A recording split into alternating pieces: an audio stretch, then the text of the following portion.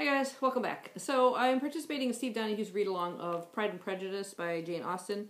I've never read Pride and Prejudice, I've never read any Jane Austen. I'm familiar with the basic plot of the book, but the only encounter I've had with any media of it is the Pride and Prejudice and Zombies, both the book and the movie.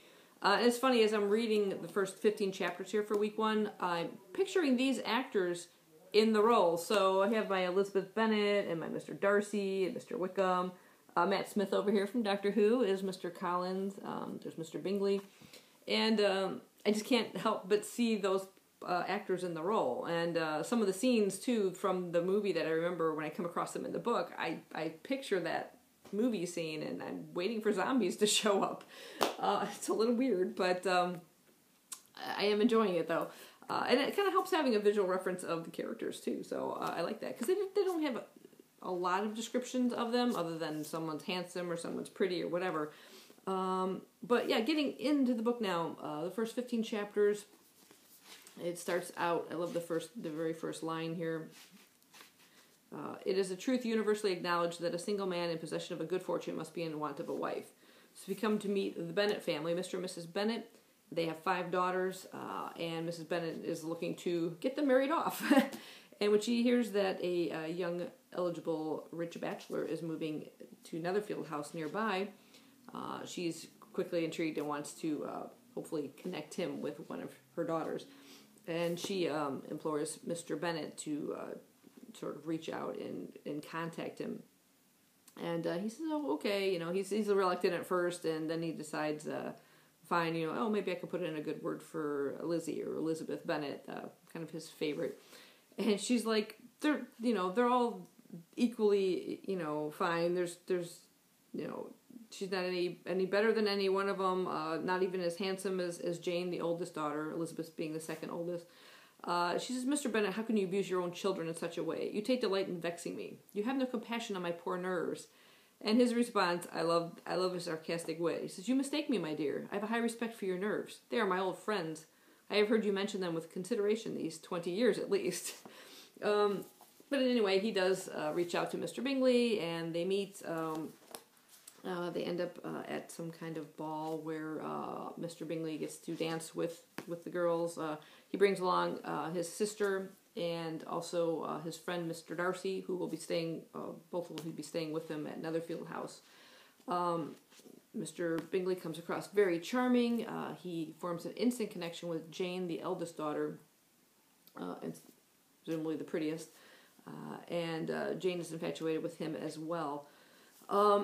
He tries to get his friend Mr. Darcy to dance. He's very aloof, very proud. He keeps his distance, and he's like, well, you're dancing with the handsomest woman here or something like that. And then Bingley looks around and sees Elizabeth sitting there. She's within earshot of this conversation too, and says she's pretty too. And she's like, she's not pretty enough to tempt me. I mean, how rude. So she immediately takes a dislike to him, and so does Mrs. Bennet. She doesn't like his prideful nature, and even though we come to learn that not only is Mr. Darcy handsome, he's even richer than Mr. Bingley. Doesn't matter in this case. She finds him disagreeable, Elizabeth and Mrs. Bennet. So there's that. Anyway, so like I said, Jane and Mr. Bingley hit it off quite early. Also, Mr. Bingley's sister forms a quite a good friendship with Jane and invites her over to the home. I don't know if it's for a luncheon or whatever. So she rides over on horseback and ends up getting quite sick after being caught in the rain, and ends up having an extended stay, more than a couple nights over there. And Elizabeth, concerned for her sister, decides to go over there and see if she can help tend to her while she's ill. And she walks over there and arrives with like a muddy dress and dirt and everything, and they're less than pleased to see her and a bit like shocked at her appearance. Mr. Darcy thinking even less of her now.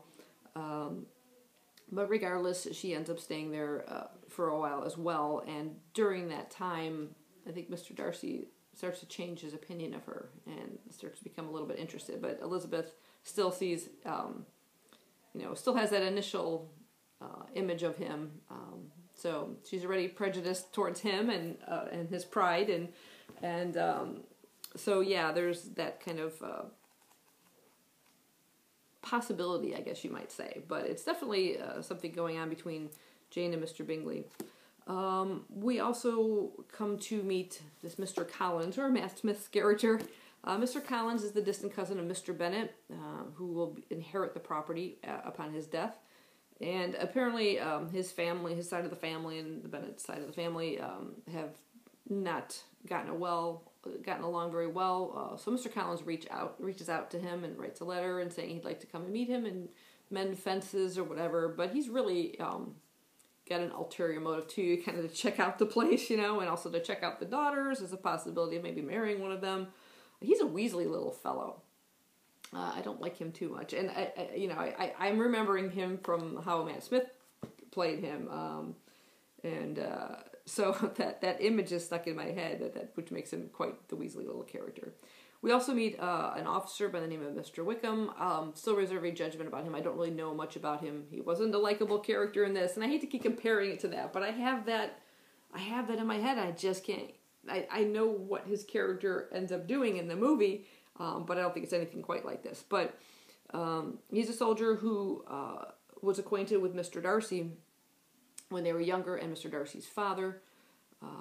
But something which we don't know yet has caused a rift between them two, and they do not get along. So I'm curious to see what happens with that. But I've enjoyed the first 15 chapters quite a bit, and getting to know the characters a bit. Curious to see when Mr. Darcy sort of opens up and is a little less prideful, and Elizabeth maybe gives him a chance. We'll see what happens. So anyway, yeah, I'm enjoying it. Like I said, the first 15 chapters are going to move on. Are you guys reading? You better be, otherwise Steve will yell at you.